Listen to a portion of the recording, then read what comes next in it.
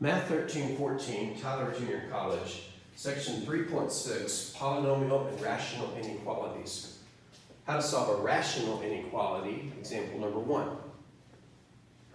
In the previous two videos, we built a technique and implemented it for solving polynomial inequalities. Just to remind you, we solved the corresponding equation. We partitioned the number line into intervals at the boundary points. The boundary points were the solutions that we found in step 1. That gave us intervals from which we picked a test value from each. We tested that test value in the original inequality to pass judgment on the intervals. If it makes it true, we keep the interval. If it makes it false, we reject the interval. And then we keep the true intervals and then consider the boundary points, whether or not we include them, which was determined by whether or not the inequality said or equal to. For rational inequality, the steps are pretty much exactly the same.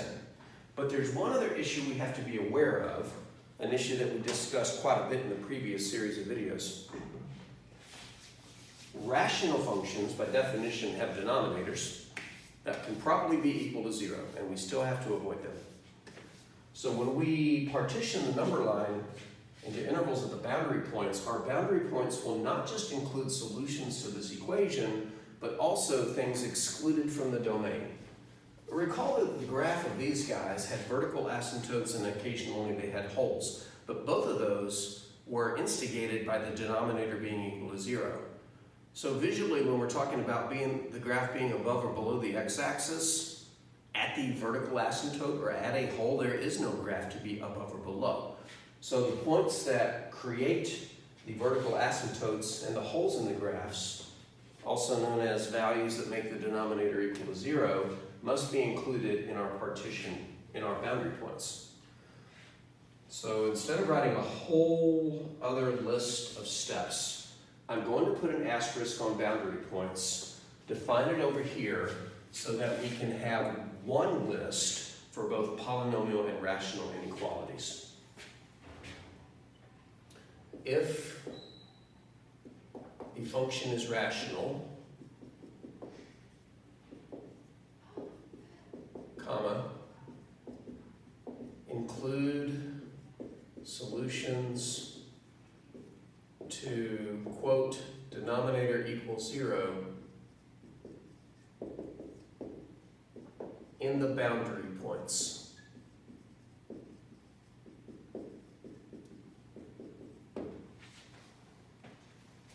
Because the graph can switch which side of the x-axis it's on after crossing a vertical asymptote or going through a hole in the graph.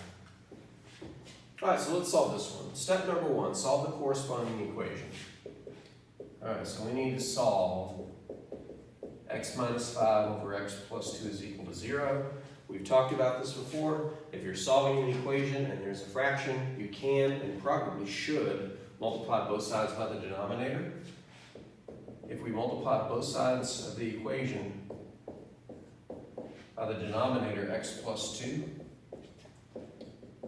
that does two things. Number 1, gives us enough ammunition to cancel the x plus 2's, leaving an x minus 5.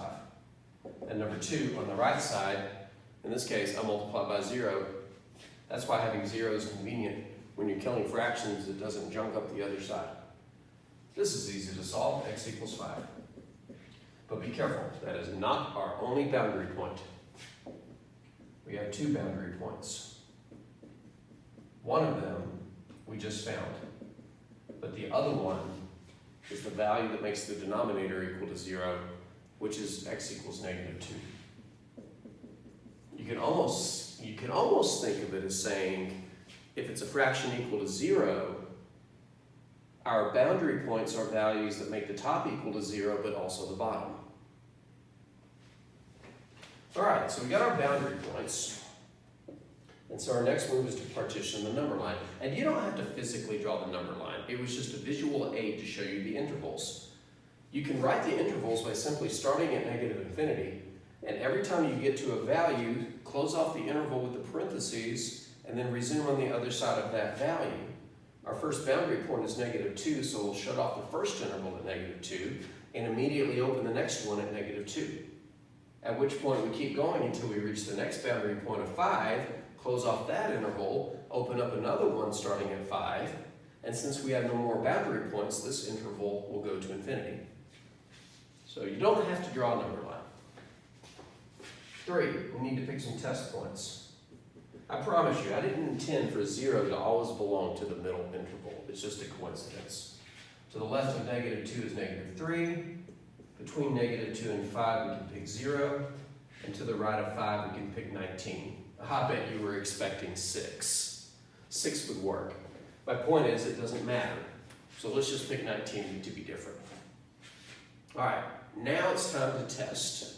So all the steps are the same, just one extra boundary point, extra boundary points depending upon the solutions to denominator equals 0. If we test x equals -3, since I'm moving to a new column, I'm just going to do these separately.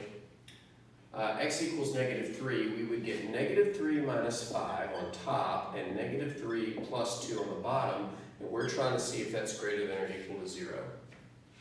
The top is -8, the bottom is -1. At this point, I know that it makes it true, because -8 divided by -1 is 8. The moment you know it's true or false, you can shut it down and pass judgment. This is true. We will keep the first interval, but we have to check them all. For the second interval, we're checking x equals 0. That gives us -5 on top, 2 on bottom, and we are asking if that's greater than or equal to 0. It should be transparent. It is not. This is a negative fraction. It's not greater than or equal to 0. This is false, meaning that we do not want the middle interval. And for x equals 19, on the top, 19 minus 5 is 14. On the bottom, 19 plus 2 is 21. That reduces. I don't care. I'm only trying to see if it's greater than or equal to 0. It is, because it's positive, makes it true. So keep U. So our answer are those two intervals, but now we need to think about the boundary points. Consider the boundary points. Let's go ahead and start writing the first interval. -infinity, -2, which currently has a parentheses on it. Can we put a bracket on it? Can we include -2 as part of the solution? Why was -2 a boundary point? -2 is a boundary point because it made the denominator equal to 0. Can we ever keep a number that makes a denominator equal to 0? No. So even though this says greater than or equal to, we must put a parentheses on the -2 because it still causes trouble in the denominator. Good boundary point, bad solution. Union. The next interval begins at 5 and goes to infinity. But can we include the 5? Where did the 5 come from? The 5 came from making this equal to 0, and this does say it's okay to be equal to 0.